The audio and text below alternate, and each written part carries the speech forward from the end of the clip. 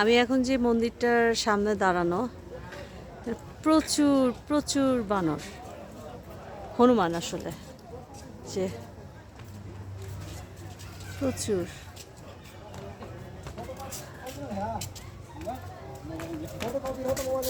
ওদের অভয়ারণ্য।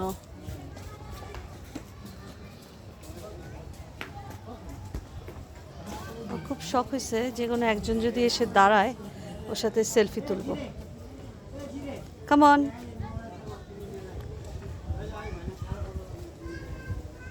Hello, come on.